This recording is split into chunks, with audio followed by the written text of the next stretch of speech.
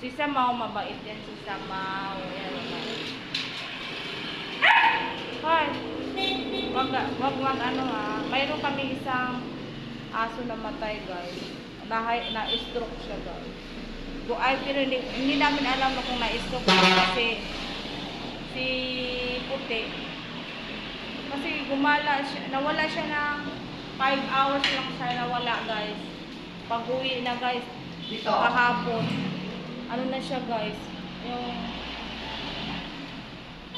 hindi na siya kumain. Ayaw na uminom ng tubig. Tapos nagtatai siya, guys. Tuloy-tuloy yung dumi niya, guys. Kaso lang, sabi niya na ipunta ko daw sa veterinary. Kaso wala kami siya. Mahal ng paano. Namatay siya. Mga 2 days siya namatay. Kasi inabilhan ko ng gamot. Hindi ko nga sa bunganga niya, guys. Kaso lang, ayaw talaga. Dinudura niya. Pinainom namin ng kawawa nga kasi ano siya, nawala lang siya ng 5 hours, 5 oras, pagbalik niya, gano'n naman yan. Tapos gusto siyang, parang humihingi siya ng tulong. Kaso lang, kaming pera, mahal kasi yung pera, mahal kasi yung bayad sa pa-doktor. So, mga magastos yun ng kulang-kulang 10. Diyos ko. Saan kami hahanap yan? Hindi kami mayaman. Kasi itong mga aso, bigay-bigay lang. Bigay. Naiyak nga yung anak kong babae.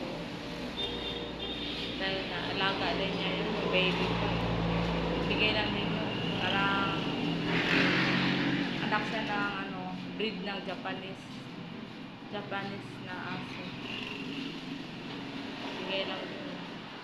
Ito may mga, hindi namin alam kung may mga breed, may mga breed na sila. So, itong isa maliit, hindi namin kung anong kahit nito. Sabi Chihuahua. Ito naman si K9 ang nanay niya, K9, binigay din sa amin.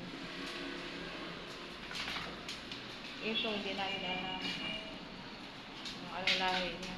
Pero may lahi din yun. Ito lang mga brown ang kulay. Yung namatay, puti yun. White? Ha? White. Dirty white? Dirty white man yun. Dirty white pala yung namatay. Ito naman siya. Puro brown ang natira.